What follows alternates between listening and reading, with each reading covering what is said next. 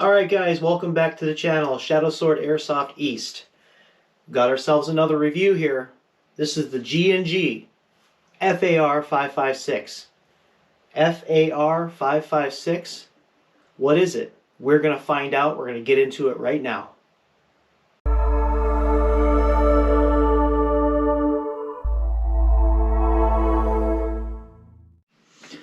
Hi guys, welcome back. We're going to get into this little airsoft review right here. G&G FAR 556. We're going to go over what you get in the box, what you don't get in the box, and we'll talk about this thing a little bit. Something on the newer side of G&G, and it's got an interesting little trick up its sleeve. We'll get into that in a second. Let's just get into the box here. Again, it's not about the box, it's about what's in the box. Standard cardboard, decent, you know, if you don't have a case for your AEG, it's a sturdy box. Inside the box, it's just got the hard plastic, everything's sitting where it needs to sit.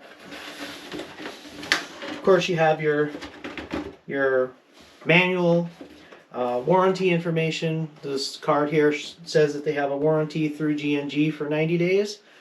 And it has a QR code that you can scan to go to the website to see what they cover, what they don't cover in that period, warranty period. And then they have this little piece here. You unfold this, it shows everything that G&G produces. Everything from gas blowback pistols to all their AEGs. Literally shows a picture of it, has the name, and has the product number. So whether you're searching directly on the G&G website or looking on evic.com, which is where this one came from, I believe the G&G numbers are in there somewhere. I think you can search the G&G numbers, but not sure. But anyways, even on the evic website, you can search by brand, and you'll see this in there. But so yeah, your AEG, you get one magazine, which is a standard non-winding mag. We'll talk about that in a second. You get a QD D-ring to hook slings to, clips into the rear stock of the FAR. You also get an adapter. The FAR 556 is wired to the rear with standard Dean's connector. This will allow you to hook up the small Tamiya connectors. So if you're still running batteries with a small Tamiya, you can run that in this with this adapter. We'll also get into that when we get to the battery portion of where the battery storage is. So let's get this thing out. Let's go over it. Let's talk about this thing. Let's talk about the goods and the bads. I got a little information for you. Okay, the G&G FAR 556.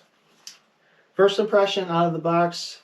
So let me start by saying that this is a super lightweight reinforced polymer. So this is not a metal receiver, but this thing, even though it's polymer, is really sturdy, really sturdy. Got an M-lock handguard, which is pretty nice. We have fold down front and rear sights. Whole top is Picatinny rail. So if you want to put red dot, I don't know that I would put a scope on this, seeing as how this inner barrel is 168 millimeters. Kind of short range. This is really a CQB, although it does have range. You can get them out there with the hop up set, but this would be more of a CQB application here. But again, it's all polymer. Has a pretty nice motor grip or pistol grip. Kind of ergonomic there. Does have the extended trigger guard here, so if you're wearing gloves, playing somewhere where it's cold, or you're just wearing the gloves so you don't get, you know, stung on the knuckle with a BB coming at you. That's awesome to have there.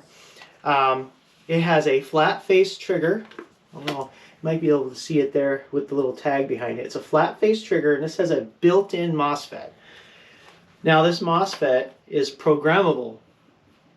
you can actually change your full auto from full auto to 3-round burst. And just with the trigger, you don't need any kind of external module or remote control or anything. No app on your cell phone. You can just do it on the fly. We'll get into that when we get to the battery portion. I'll show you how you can switch back and forth from semi to switch your full auto from full auto to 3-round burst and back. It does list it having 14mm negative threads on the barrel. I'm not really sure. They probably are there if you want to attempt to take this orange, blaze orange flash suppressor off. You could probably take that off and put whatever you want in there. I will say that this thing magnifies the sound, so it's pretty loud when you're racking this off, and people hear it. So it has an ambidextrous charging handle, a charging lever that opens you up there, and it actually has a functioning bolt catch here, which when you flip this back exposes your rotary hop up. Easy to get to, but it does have that, and you cannot close this door unless that is slid forward. Found that out the hard way. I thought something was broken and I couldn't close the dust cover there. So not a bad setup. This does have, so you have your standard mag release right hand side, but you also have an ambi mag release. You do have one right here. Now, one thing I will say, because this particular setup is a little out of the ordinary compared to the standard M4s I got back here on the wall.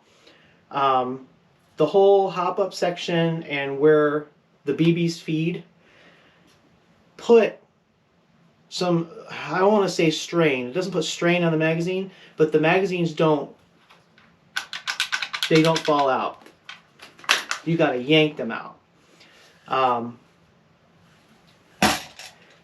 Which is good, it keeps them tight, but yeah, they don't just fall out when you hit the mag release. So even if you accidentally bump that while you're playing, not really going to lose the magazine. Again, it comes with 105. Well, let's see. Let's talk about this real quick. It's a 105 round, what they call a GOM V2. It's a 105 round standard, non-winding. This also has a follower that comes up when the BBs are all gone. You can kind of see it here, which is kind of neat because this will fire every single BB, which I know most standards will do that. I'm not sure what the point of that was. But other magazines, these are the polymer U mags. They fit in there. They feed. Old style Stanag mag. This is an old Airsoft Elite. They sit in there. And you know, of course, these are all high caps, other than the one it comes with. And then I also have the G&G 450 round Stanag mag, and that fits in there. And they all fit tight. Everything that we have put through this fed. So I don't see that there's any issues there. Now, we talked about the, you know, some of the things, some of the goods, some of the bads. I'm going to go over one thing that may be a con on this, and that's battery storage. So FAR, it's a folding AR.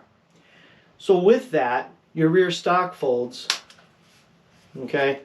And even though this folds, the connection is made through this hinge. So your battery goes in the very back of this stock. But even with it folded, it's still connected. But with it folded, there is nothing for this to latch onto, like a UMG or some of the other ones that have folding. It doesn't latch. So, you know, if you get rough with it, it's just going to fly right back out. So, I mean, if you were planning on playing with it folded all the time, you're just going to have to cup your mag well and use your hand to keep it folded. But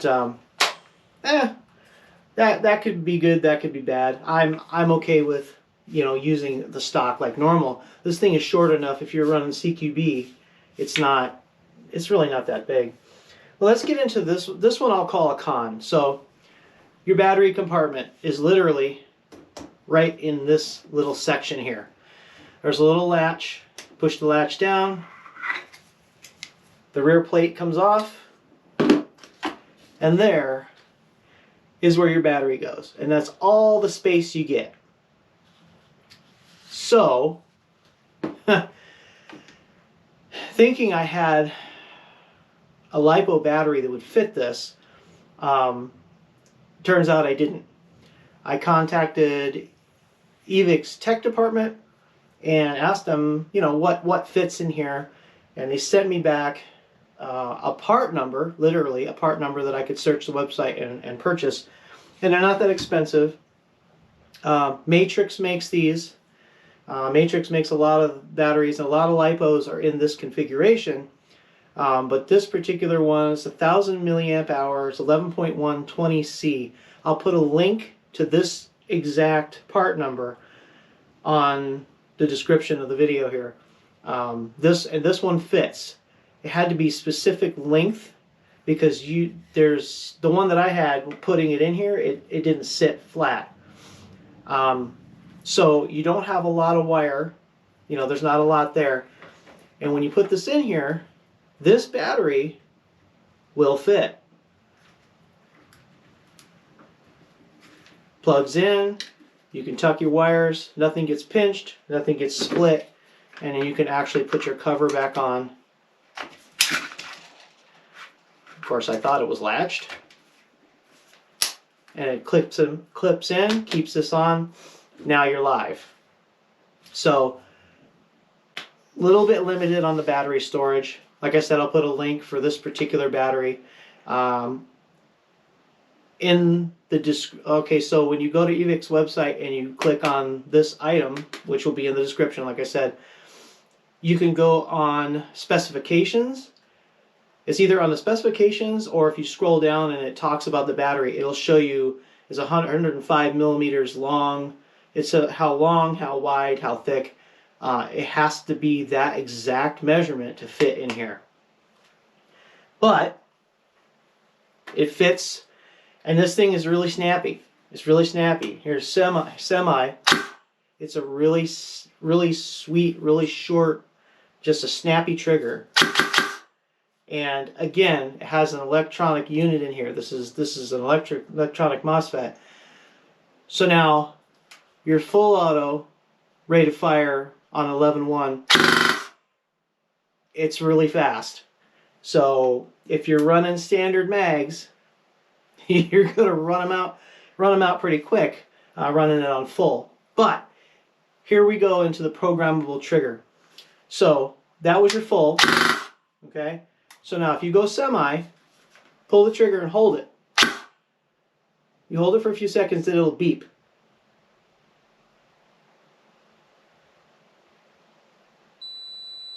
Okay, once it beeps, you let go of the trigger.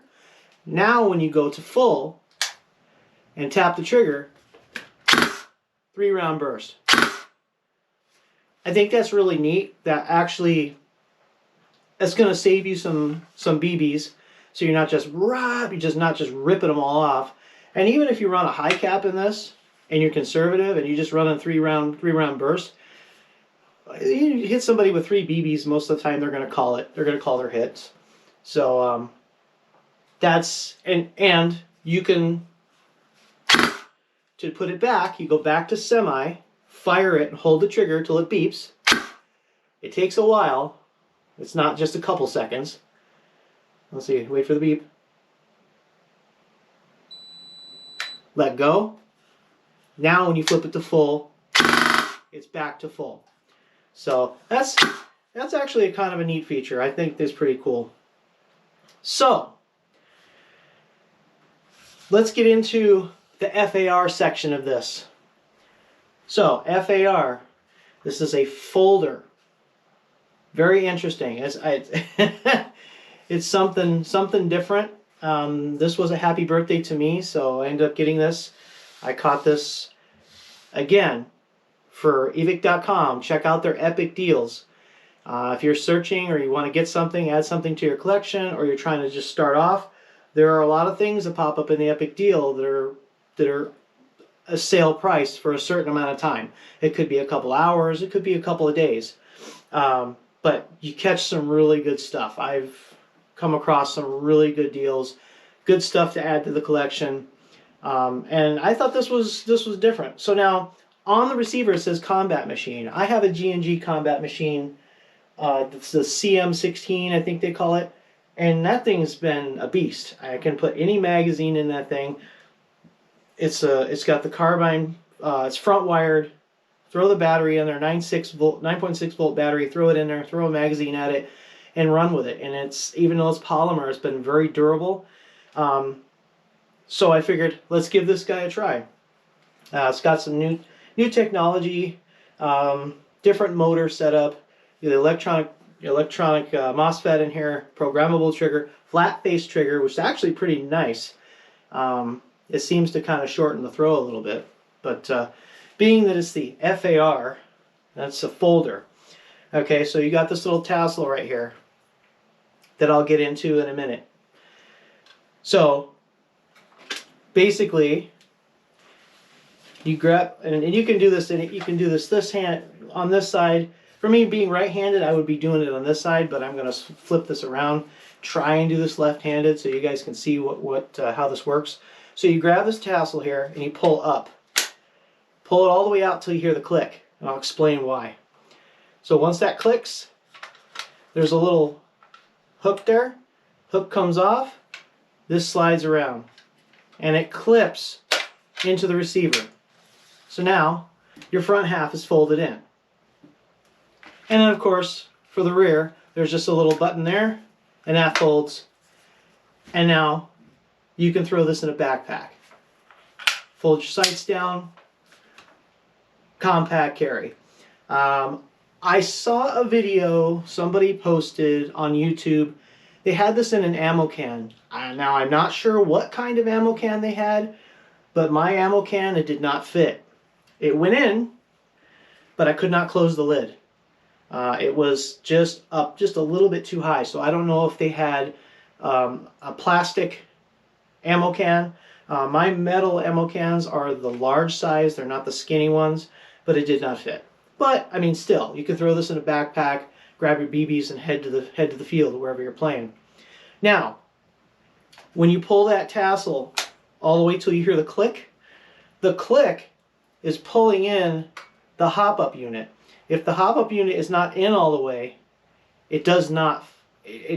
Okay, if it doesn't go in all the way, it makes it hard to unfold, and it's also impossible to fold back. So, and this is really tight. You really got to yank on that because they don't want that thing to pop back out. So now, just to bring this back out, obviously the rear is easy. It just latches. Now here, you're going to want to pull this up a little bit, and there's this little. This is not something you do like quick, but you get the one latch in there, and then you clip that down. Now, if you check in here, when you open this, you'll look in here. There's no hop-up in there right now. The hop-up unit is pushed into the barrel assembly.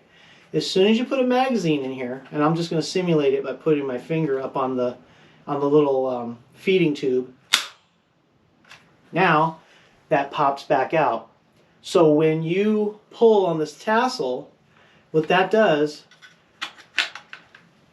can you see it? You should be able to see that. As you pull it, it pushes that forward. And you got to pull it all the way. Now if you don't pull it so it clicks, see if I can do this without actually doing it that way. Let's see. So I can show you what I'm talking about. Okay, so there. So now, all right, so now I kind of did this to where it didn't click. So now you can see the hop-up unit here is out. Now with it like that, it won't line back up in here properly. It'll fight you. So basically when you pull that thing all the way out till you hear the click, what you're hearing is, let me lock that in place, you're hearing this piece go in and get latched inwards. Now once it's like that, you're fine. You can open this and you can close this and it doesn't affect anything. Now, one thing I noticed when you're doing this, okay, so this stays down, this comes around. Even if this whole thing is flat, when you fold this all the way around, the latch goes up and over, but it doesn't actually lock in place. So you still have to pull up a little bit till it grabs and then lock it down. So that's a neat little feature. I don't know, for storage, I don't know, I thought it was different. I thought I'd give it a shot. Get it? Shot? Anyways, now, here's another small con, and I had to fix this. Somewhere I read you need to grab this and pull with intent so you can get it to lock the hop-up unit and the inner barrel out of the way so you can fold this. So the first time I grabbed this little plastic piece here and I pulled on it, this pulled off, and the little, I don't know what you want to call this, paracord, cheap 550 cord, whatever, basically was sitting there with nothing attached to the end of it. So it came out. It literally unlooped itself and came out. So basically all this was, there were two little holes there. And I played hell trying to get this back in here. I had to clean up the ends of the thread. I had to remelt it. Then I had to shave it down so it could get through the hole after I melted it. And well, I was able to get it back on there. So I don't know if this is something you would want to put your own cord, a zip tie, just something to grab to fold it. And that's if you're going to fold it. You don't have to fold it, though it's one of the features of this. You don't have to fold it, but it's neat to be able to do that. Like I said, if you're trying to put this in a small bag, easily done, easily done. So, and then of course, so now, yeah, so you can see there's no hop up in there. As soon as I take a mag, we'll put a mag in here, the hop up pops right back and you're ready to fire. It's ready to go. So, again, the magazines are a bit tight. Oh yeah, and look, you can't close that until you put that, you let the mock bolt go forward. But I think it's pretty, it's not bad, not bad. So everything is polymer on this. The folding sights are adjustable. The front is adjustable for height. You can adjust the height on the front, but not on the rear. You have a windage adjustment for the rear. If you're using your iron sights for airsoft, you can adjust the sights on this front and rear. The stock here, this part of the stock is metal. Everything and the latch to keep that lets it fold or lock in place, that's also metal. But a lot of it is polymer. But it's really nice. It's actually really nice. You heard the rate of fire. So let's get this to the chrono and let's see what it does. Let's see how this does, and let's see what our rate of fire actually is. Let's see what the chrono says. Let's go down there and check that. Okay, before we take this down to the chrono, I just wanted to go over a little close up on how this folds. And before you do this, you have to take the magazine out. You cannot fold it with a mag in here. So you remove the magazine, grab this tassel, and basically you pull this so that it will unlatch itself from the receiver. So you pull on this, and you'll see how that comes up. But you got to pull till you hear the click, and then when you pull this little latch right here, I don't know if you can see it if I tilt it, undoes itself from the receiver, and then this goes around all the way to the other side. and it will click into, it will actually lock into place on the other side. So now when you bring it back around to fold it back, put it back together as one piece, you'll see that this tassel here and this lever is all flat in the receiver. But now when this comes up, you'll see that the latch goes up and over, but it doesn't latch in place. So you have to pull this just enough till it latches, and then boom, now you're locked in place and she's solid, good to go. It doesn't even wiggle after you do that.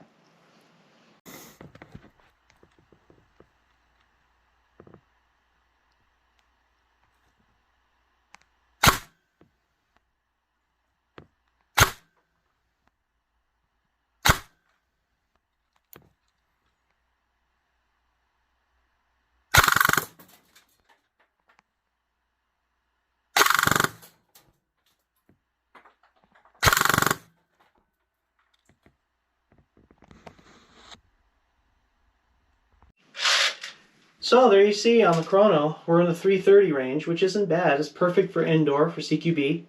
So we got a 336 and about 23 rounds per second. That's not bad. It's 11.1 LiPo, 2.2 BB. That's not bad at all. I did take some longer shots with this out in the yard. Even though it's 168 millimeter inner barrel, it will get out there. You get the hop up adjusted, it'll make it. Yeah, not bad at all. I think this would be, if you catch this on sale or even buying a full price, it's really not that expensive. I think right now at the time of this video on evic.com they're $260.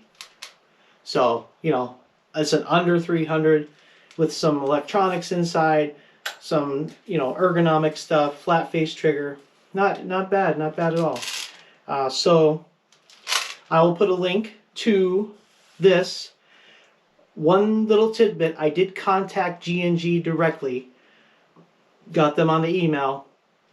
This piston does not have a row of metal teeth.